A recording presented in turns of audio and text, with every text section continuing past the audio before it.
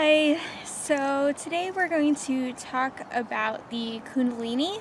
Somebody on the channel did ask a question about the Kundalini, about the serpent symbol.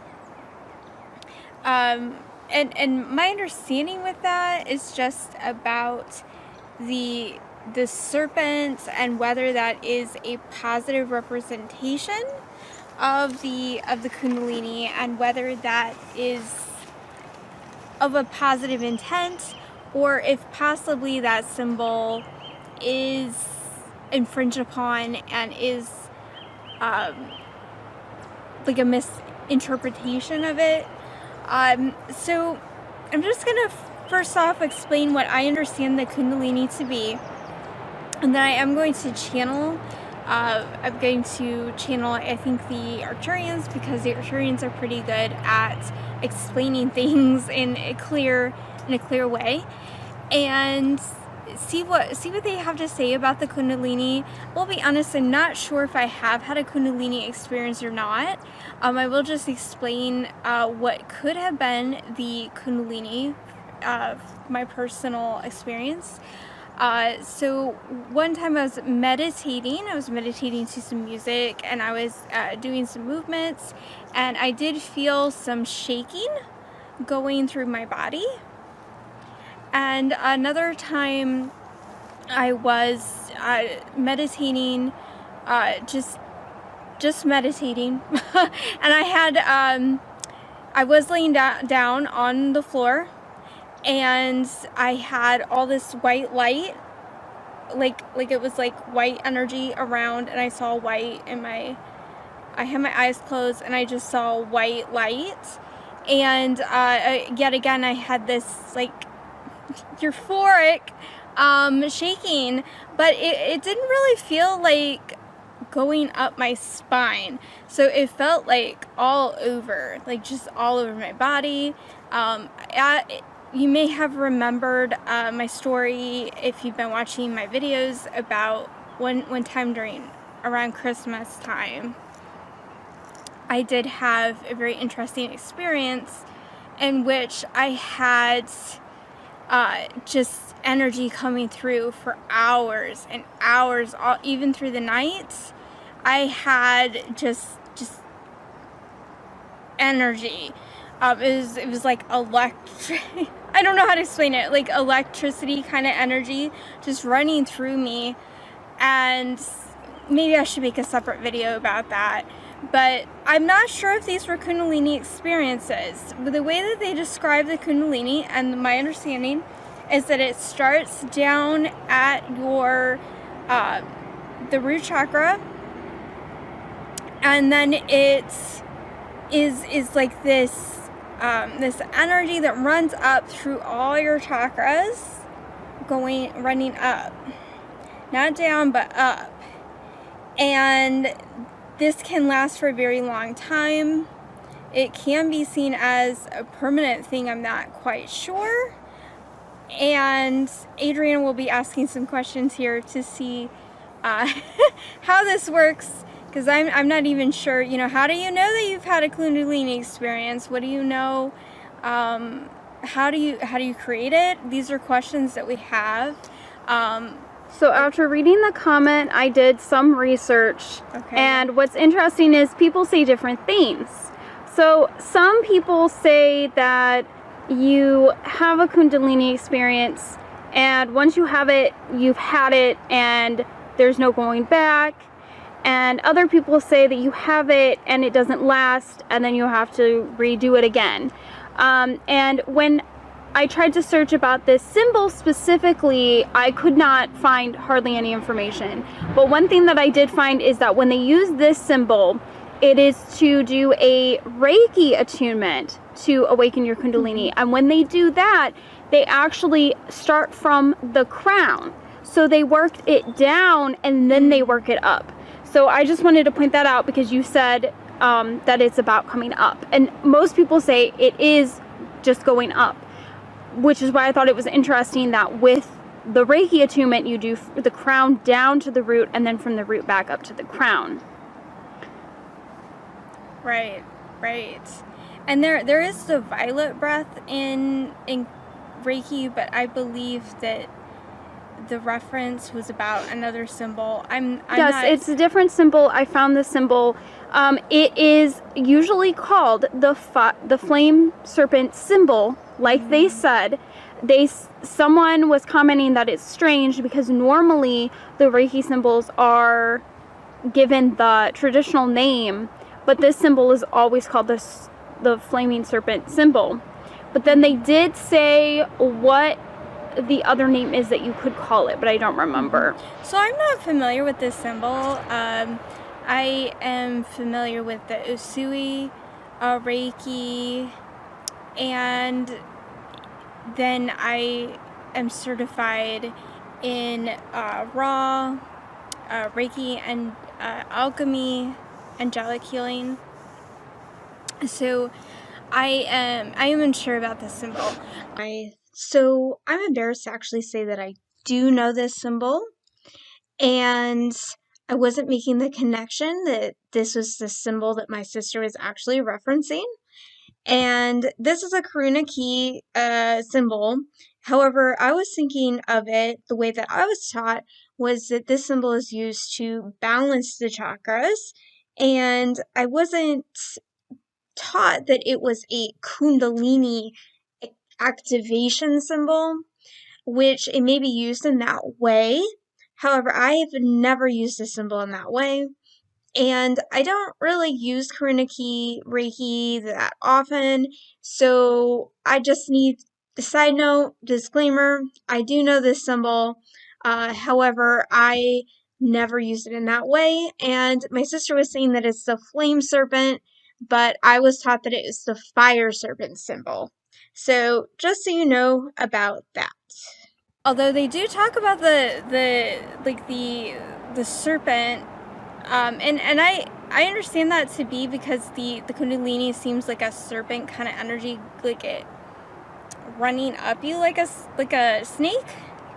And then I have heard it referring to like two snakes, in which it runs through and merges your feminine and your male energies, and going like through the crown, and then activating all your entire body, like basically like a balance, a merge, like an energy marriage, as it has been referred to.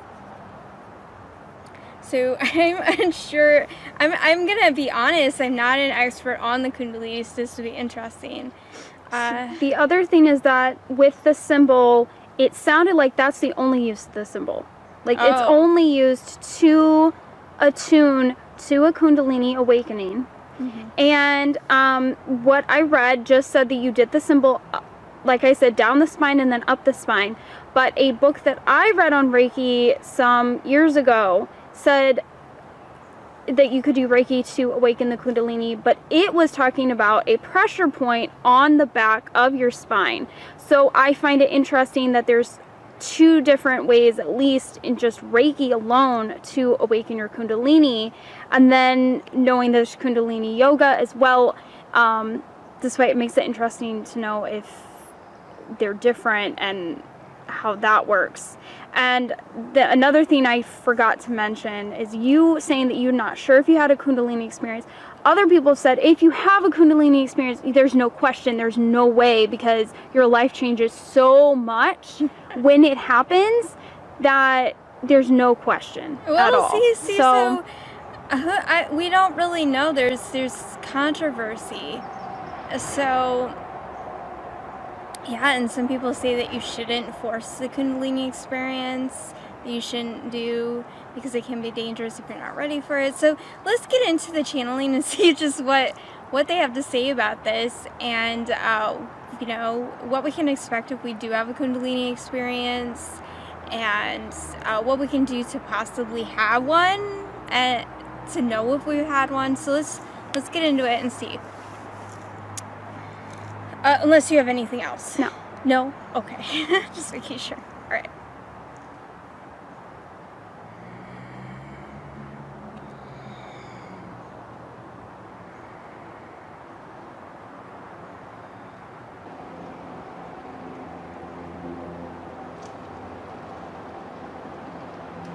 We are here to answer your questions about this. We would like to start with the chakra system in general to explain it further. The chakras are balancing your energy system. They are part of the planet in which you balance them and become unified. You become unified in your field, but also the field around you. You become more integrated, more whole, more unified. So it is as if you are part of the planet, but also part of the structure of the universe, part of your own structure, for we are all one. So the root chakra is very important because the root chakra brings the energy up through the earth. And your crown chakra is important because the energy comes down from source. So it is important to understand that all chakras are important, all of them. Not just the ones that are very advanced. It is all important to spend time focusing on every single one of them. So if you are a truly balanced individual in this human body, you will spend time integrating every single chakra. You will not spend time just with one, even the heart.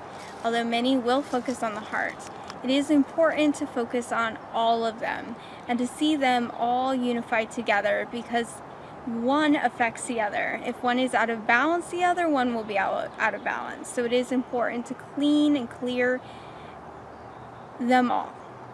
So how do you do this? One way is to just simply intend for them all to be balanced, to ask your higher self to balance and cleanse and clear, and really that's all you need to do. However, you can spend time focusing on there. If you know Reiki, you can do Reiki on each one of your symbols, of each one. Every part of you is important. Taking time to recognize each part of your body. Storing each information in your system. So each part of your body stores different information. There are chakras all over your body. However, these are the most important ones, are the 7. And spending time recognizing that, and to play around with it a bit with colors, symbols. But once you become integrated, you will understand them beyond all symbols, beyond all colors, and just recognize them as a part of you. So loving yourself is part of knowing who you are, and knowing who you are is as important as breathing. So discovering each chakra and how you feel when you tune into that piece of you. And then the chakras do go up. There is a certain chakra in the ground below. You can tune into that, in which it is a merging with the earth, merging of the system below.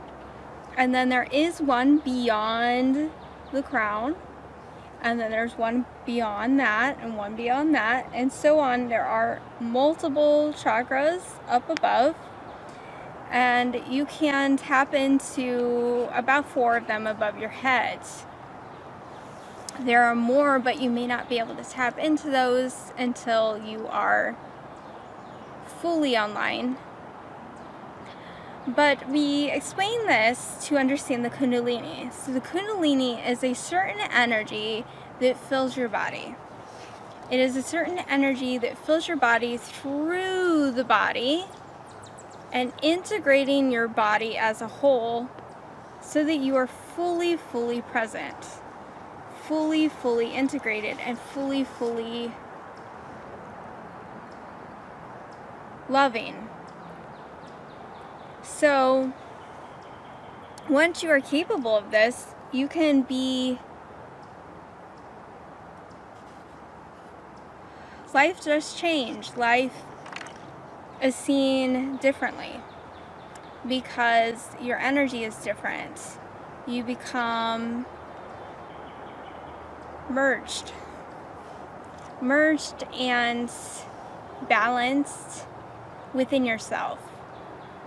All energies collectively work together. So there is no misunderstanding, there is no conflict. And if you are not ready, your mind will start to become whole, but it will fight back. And so that is why some people do not understand the Kundalini, because their mind is not ready. Their ego will disrupt it. So once you understand the Kundalini, you can understand that it is a process. It does not happen overnight. You do need to work on this to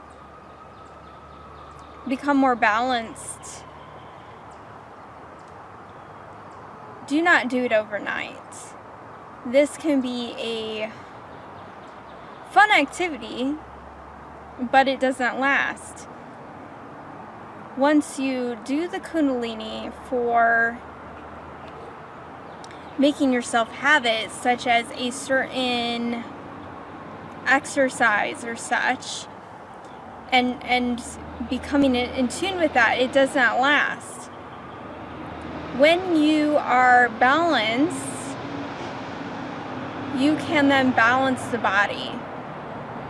So what we mean is that it is proper to spend time doing it for yourself in stages. So first place your attention on your root chakra, then place your attention on your sacral chakra, then place your attention on your solar plexus, then place your attention on your heart, then the throat, then the third eye, then the crown, and so on, so that you become attuned with each chakra individually before you place your attention on the entire running up and down of yourself. So do not jump from one chakra to the entire system. Spend time integrating the root with then the sacral, then from the root up to the solar plexus, then from the root up to the heart, then from the you get it. So you want to spend time integrating one with the other until you get from the root up to the crown. And as you do that, you will become more integrated and whole and balanced. Once that can occur, then you can run the energy from the root up to the crown. That is the proper way. That's the way that we would recommend it. And how often to do this? I would do this daily, and it's very, very simple. Just go through your chakras, balance your chakras, but then spend time going from the root up to the sacral, and do that for a week. And then once you do that, you can then go from the root to the sacral and then to the solar plexus. Do that for a week, and then keep working your way up until you become fully online. And then you can run the energy through to balance yourself and to heal yourself. It does heal yourself. It heals the entire body. It can heal illness. It can bring harmony, joy, peace, love.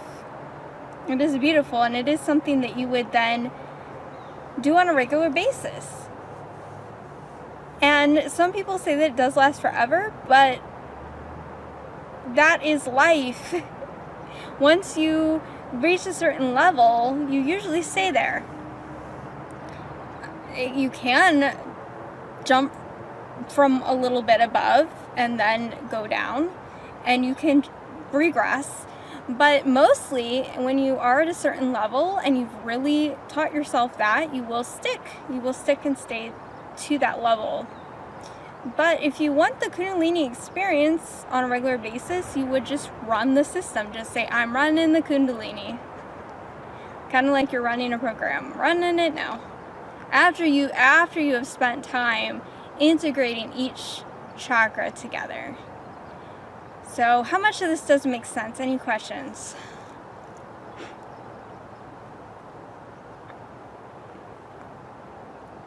It all makes sense. When you're saying not to do it, the way that you put, okay, you said not to do it overnight, and you were specifically talking about exercises.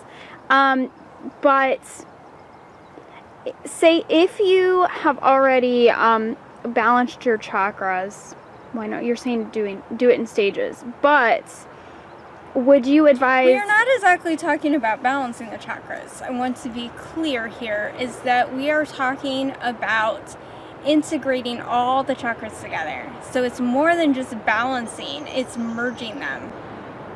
Yes, but you said to do that first. Not to say that you get rid of the chakras. Some people believe that you can get rid of the chakras and merge them together and become just one big chakra. That's not what we're talking about. We're talking about bringing them, linking them. Mm-hmm. So they work together. I hope that makes sense. Yes, but you said to balance them first. Yes. Yes. So I'm just wondering, when there's like Kundalini meditations or like Kundalini music vibrations, would you not recommend doing that because we should do it in stages? Like, would you recommend that we do it first and then do that? Only after you've done what I have stated. Okay.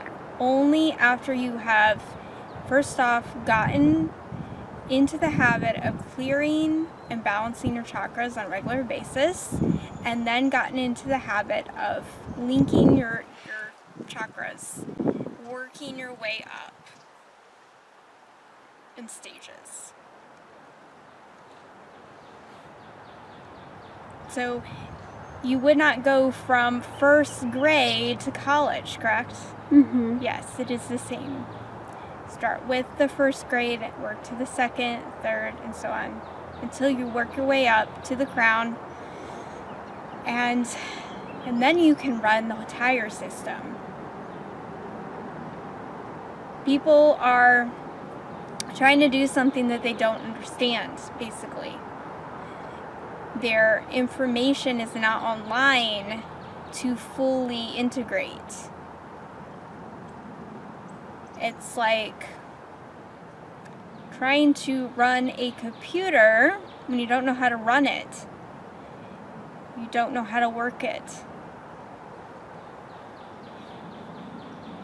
You can try, but it might malfunction.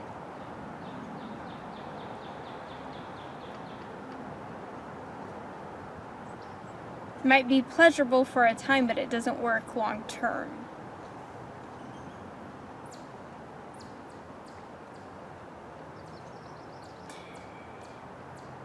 Okay, Heather would like to know about this serpent. This is not a dangerous symbol. I do not see it dangerous. But it is disharmonious if you have not worked with it, if you don't understand it and somebody is using it upon you, especially without your permission. You would be like a doorway for all type of information, maybe unable to hold that information. You need to become a vessel strong enough to hold that information. The serpent symbol itself is not evil, though some people have used it in the wrong way and used it to infringe upon you, tampered with it. But it is only in use because of the energy, because working with the Kundalini can be seen as similar to a snake, in which it runs through the body in a similar fashion as a snake.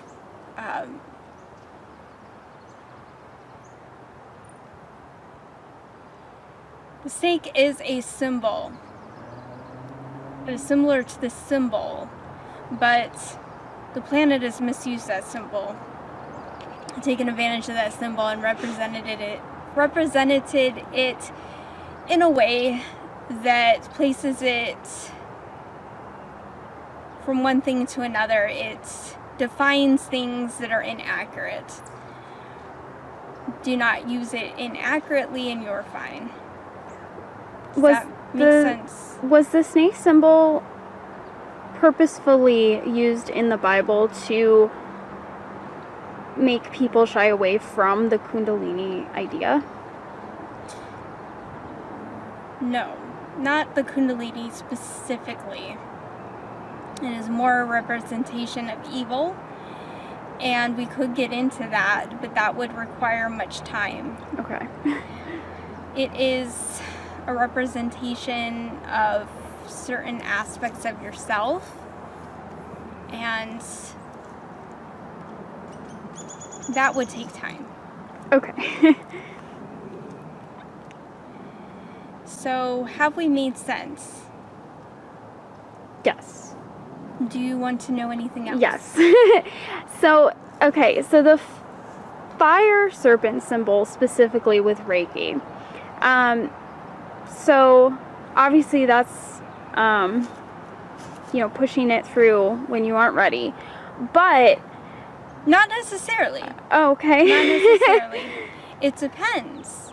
These exercises are fine if you are ready for them. If your system has been incorporating the information from one chakra to the other. Okay. And also, we do want to include that if you're working with another person, you must trust them. Mm-hmm. You must know them. You must see them as someone that can hold that themselves. Mm-hmm. And does not have any infringements or tries to work with things that are out of their area. Now, I just wondered why it's called the flaming serpent, because when else Kundalini has been mentioned, like they just talk about the snake. They just call it the snake energy. They don't talk about it being a fire. And what is fire to you? Well, the one source of the two that I found was talking about how when you use this symbol, the snake will burn through your chakras and can cause a burning sensation that's actually painful. Fire is transmuting. Fire cleanses. Mm-hmm. Does not burn your chakras. Burning to the sense of evil, badness, pain. Mm-hmm. Well, because it said that it illuminates. Burned Fire as it cleansed also is a away. light in the darkness, correct? Yes. Yes.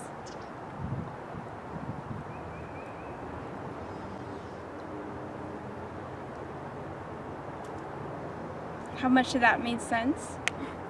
So there are no physical No. dangers. Okay.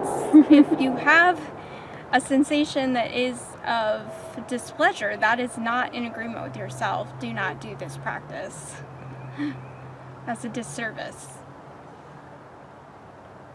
That would not be the Kundalini. That would be something else.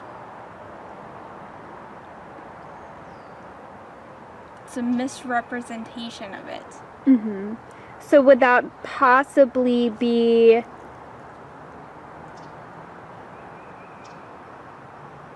something coming from infringement, where someone is trying to use the symbol and then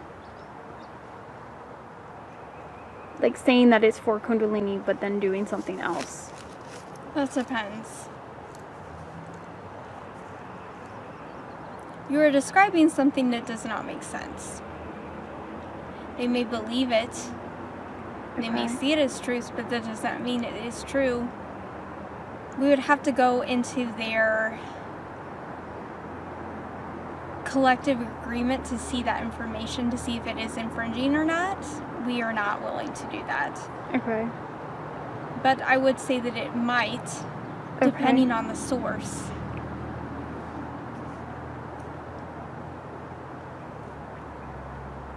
That does not make sense. Okay. How could you burn your chakras? It is not of the body. Mm-hmm. Well, basically it made it sound like it was burning away to cleanse you, Yes, but that it was does. Yes. but that it could cause physical pain from that. No.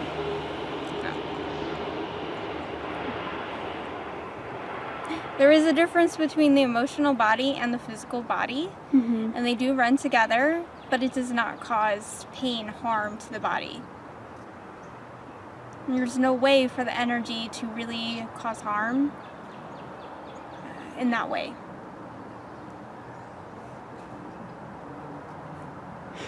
Energy might harm you in different ways, but it cannot harm you physically. There is a difference here. However, it is all integrated because, as we say this, and we could get into this, but the energies do affect you and your health. They are informing your body of certain aspects of itself, but it cannot harm you with pain and suffering in that sense.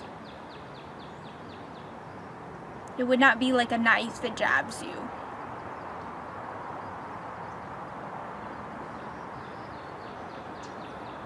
Does that make sense? Yes. So It cannot be like blunt trauma or trauma to the head. So then I think the last topic then is just the use of the double snake and how that relates. Like, is that also the Kundalini, or is that something different? It is part of it. The merging of two different aspects of yourself. The merging of the feminine, the male, the mind and the body, spirit and source. It is an integration of light and dark. It is the balance, the neutrality, integration.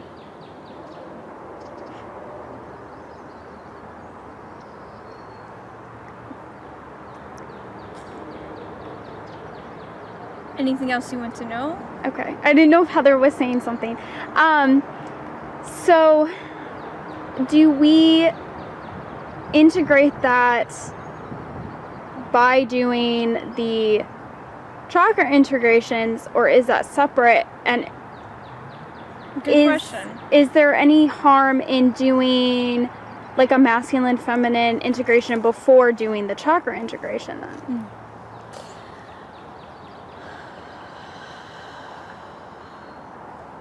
It's a very interesting question. We would like to say that the Kundalini is not specifically what you're referring to. However, this is a merging of the body and the soul, the loving of yourself within from a neutral aspect, coming to terms with both sides. It is a beautiful, beautiful dance, as some people have talked about. The in-breath and the out-breath. There's a certain representation with two things, the opposites coming together, and yin-yang of sorts. And we would like to talk about that for a moment. We think that this would be beautiful for people to understand and beautiful for them to practice and to fully understand this. There are two different sources within you, one of positivity, one of negativity, one of push, one of pull, one of destruction, and one of creation. There are two sides to everything. And when you are out of balance, they do not integrate. They will create distrust in the self. Lies will be thought. It will work against you. It can be seen as the unconscious mind. It is, in a sense, working with the shadow self. The shadow work, as some people have called, even dream work. It is a positive thing to understand their opposite, to understand that which is not you, but it is you. It's just that you are not seeing yourself as that. You see yourself as the only way to really see the light is to understand the darkness, to live more fully, this would be the process. Now, in regards to the Kundalini, we would say that the Kundalini is very important, but this would be a understanding of a different sort. It makes sense to work with both of them. I don't think one would be better than the other. You can work with them each individually. You can do them at the same time, but not so. Work on one and then you can work on the other. So there's different, you can do it all in one day. Spend 15 minutes doing the chakras and then 15 minutes loving yourself in all aspects of yourself.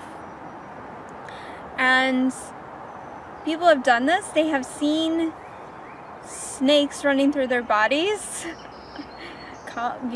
working together, flowing in and out of each other. And you can work with that. You can use that imagery if that works for you.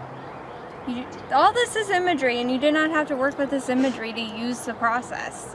You don't have to use the snake. That's just a certain representation.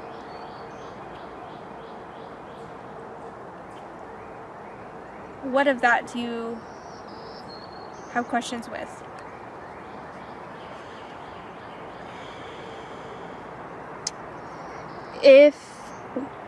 Okay, so with the Kundalini, you say, work from the one to the next. Is there a order that we should do for the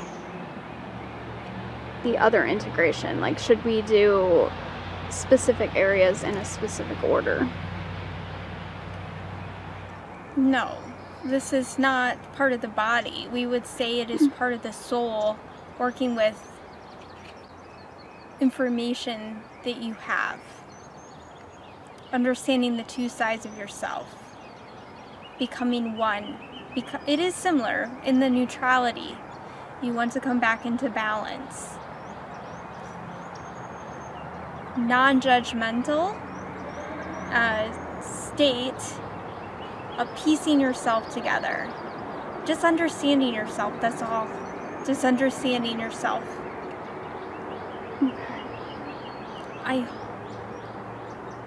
We do hope that this makes sense. It is like light shining in the darkness.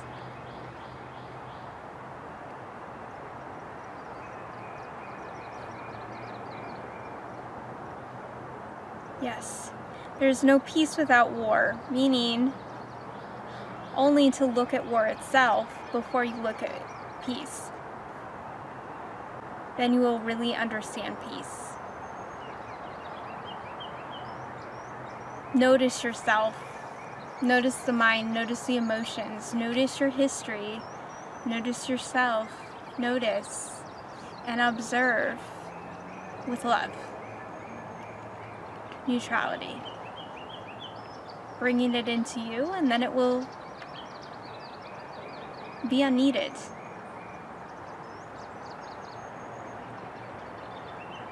That's all. And if you want to work with a certain symbol, that is fine. This is a body, this person that we are speaking through has a certain representation that she has seen in a certain meditation, which she is interested in, if that is what we are talking about. And it is, in a certain sense. It was presented as a merging of the two aspects, the mother and the God, the self and the unself, the working of the creational energy and the manifestation energy. And one way to do this would be to do certain meditations like that, although we ask you to go deeper than this because we are a fan of representation of more than this, of integration within your entire being, and that's what we would encourage you to do.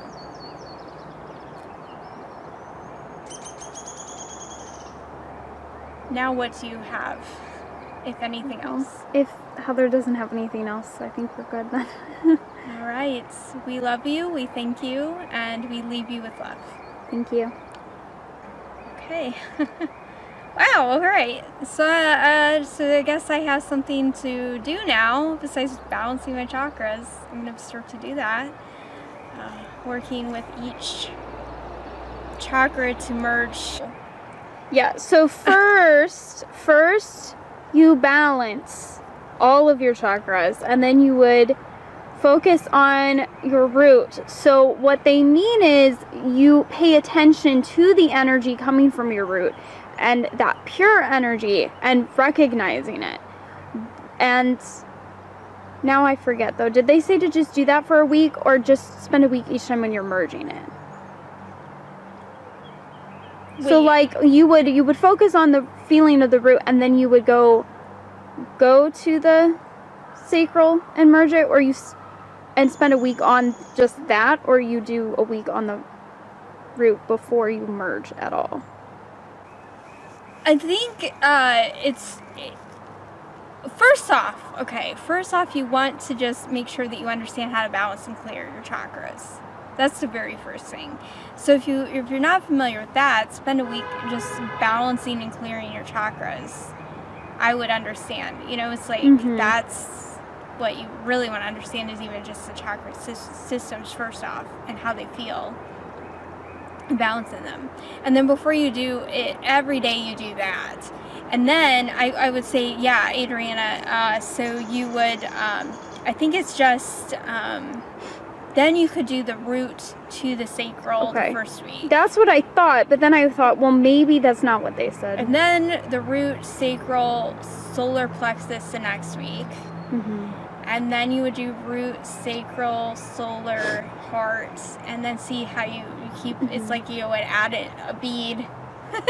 But you're pausing because you want to, what you're doing is you're focusing on what each of them feel like. So when you're doing the root to the sacral, you're going to feel the root, recognize what the root is.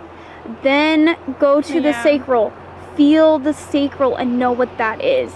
And then you're going to have that energy merge. About that. They did say that you should understand each chakra individually, right? So after each week, that's balancing, and you will spend time understanding how each chakra feels when you balance and clear.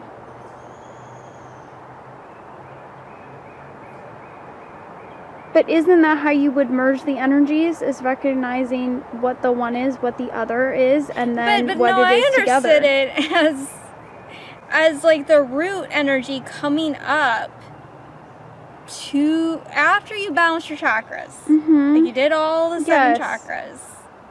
Then you would take the root energy and bring it up to the sacral.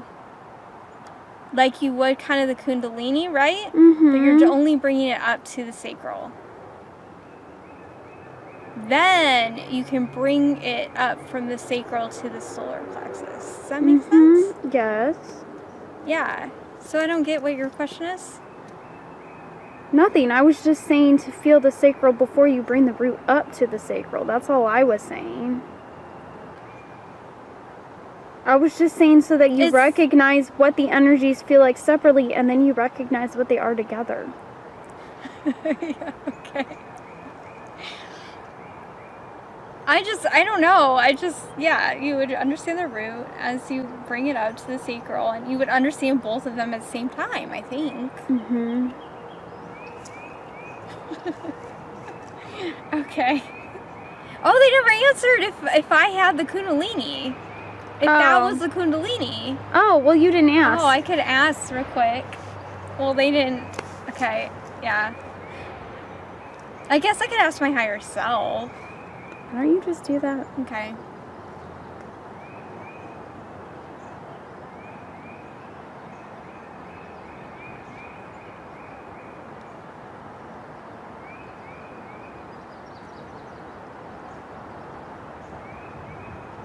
Okay. So I'm getting that was not the Kundalini, okay? So that was what I got was like, I got like an image of like energy coming down and like over my aura, sort of like merging into me. So it was an integration of energy from basically source and my higher self coming and merging into me, kind of like charging a battery. So it was not the Kundalini. So I could work on the Kundalini experience because I haven't had it. All right. Do you think you've ever had it, Adriana? No. No? Okay. So share in the comments if you had a Kundalini experience and what it was like, and just more about it. I'd be curious. All right. Thank you. Bye.